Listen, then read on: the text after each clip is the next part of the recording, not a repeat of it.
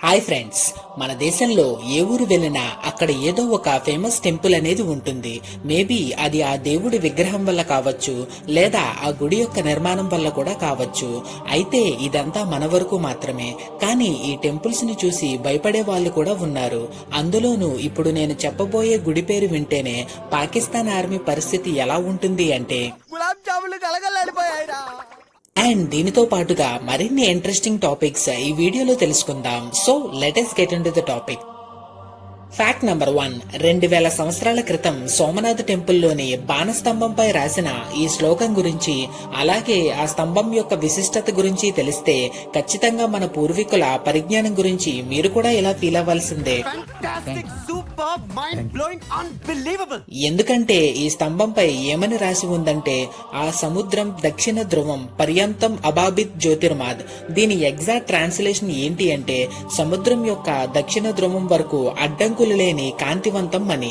And exact గా ఈ place నుంచి స్ట్రైట్ గా వెళితే మధ్యలో ఎటువంటి అడ్డు లేకుండా డైరెక్ట్ గా సౌత్ పోల్ కి వెళ్ళవచ్చు. అలాగే ఆ స్తంభం పైన ఒక గుర్తు కూడా ఉంది, అది సముద్రం వైపే చూపిస్తుంది. ఆ స్తంభం నుంచి స్ట్రైట్ గా వెళితే దాదాపు 10,000 కిలోమీటర్ల తర్వాత దక్షిణ ధ్రువం అంటే సౌత్ పోల్ వస్తుంది. 500 ఏళ్ల క్రితం వరకు వాస్కోడిగామా మన ఇండియాకి వచ్చేంత వరకు ప్రపంచంలోనే మన ఇండియా ఉందని ఎవరికీ తెలియదు. అలాంటిది 2000 సంవత్సరాల క్రితం కనీసం 1000 మంది కూడా ఉండని సౌత్ పోల్ గురించి మన పూర్వీకులకి ఎలా తెలుసు అనేది ఇప్పటికీ శాస్త్రవేత్తలకు ఒక అంతుచిక్కని ప్రశ్నగానే మిగిలిపోయింది. మరి మన భారతీయ పరిజ్ఞానం గురించి మీరేమనుకుంటున్నారో కామెంట్ బాక్స్ లో టైప్ చేయండి. Fact number 2. ఇప్పుడు నేను చెప్పబోయే శివలింగం ప్రపంచంలో మరెక్కడా ఉండదు. ఎందుకంటే ఈ శివలింగం ఒక పురుషాంగాన్ని పోలి ఉంటుంది. ఏం మాట్లాడుతున్నావురా? చిత్తూరు జిల్లా తిరుపతి దగ్గరలో ఉన్న గుడిమల్లం అనే ఆలయంలో ఉన్న ఈ శివలింగం అనేది సుమారుగా 5 నుంచి 7 అడుగులు ఎత్తు కలిగి, కుడి చేత్తో ఒక గొర్రెపోతును, ఎడమ చేతిలో ఒక చిన్న గిన్నెను పట్టుకుని, ఎడమ భుజానికి ఒక గొండ్రగడ్డల్ని తగిలించుకుని యక్షుని భుజాలపై నిలబడిన రుద్రుని ప్రతిరూపాన్ని చెక్కారు. దీనిని క్రీస్తుపూర్వం 1 నుంచి 3వ శతాబ్దంలో కట్టించి ఉండవచ్చని చరిత్రకారుల అభిప్రాయం. అయితే ఆలయాన్ని ఎప్పుడు కట్టారు అన్నది అక్కడ శాసనాల ద్వారా తెలిసిపోతుంది, కానీ ఆలయంలో శివలింగాన్ని ఎవరు ప్రతిష్ఠించారు, ఎప్పుడు ప్రతిష్ఠించారు అనేది ఎప్పటికీ తెలియలేదు. కానీ గుడికి సంబంధించిన ఆనవాళ్లు మాత్రం ఉత్తరప్రదేశ్ లోని మధురా మ్యూజియంలో ఉజ్జయిని రాజ్యకాలంలో వాడిన నాణేల మీద కనిపించడం అనేది విశేషం. అయితే ఈ శివలింగాన్ని ఏ ప్రాంతానికి చెందిన రాజు ఏం ఊహించుకొని చెక్కించారో కానీ పిక్చర్ల గురించి వెంటనే కానీ లైవ్ లో ఇదే చూడటం. Fact number 3. భారతదేశంలోని ఆ గుడి పేరు చెప్తేనే పాకిస్తాన్ సైన్యం వణికిపోతుంది.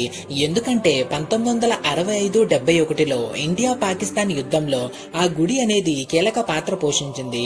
అది ఎలా అంటే, 1965లో ఇండియా బోర్డర్ లో సైన్యం తక్కువగా ఉండే ప్రాంతం నుంచి భారతదేశంలోకి ప్రవేశించాలని పాకిస్తాన్ ప్రయత్నించగా, అప్పుడే వాళ్ళకి ఆ తనోటమాత ఆలయం గురించి తెలియడంతో సుమారుగా 3,000 బాంబులను ఆ ప్రాంతంలో వేయగా అందులో ఒక్కటి కూడా పేలకపోవడంతో పాకిస్తాన్ సైన్యాన్ని ఆశ్చర్యానికి గురిచేసింది.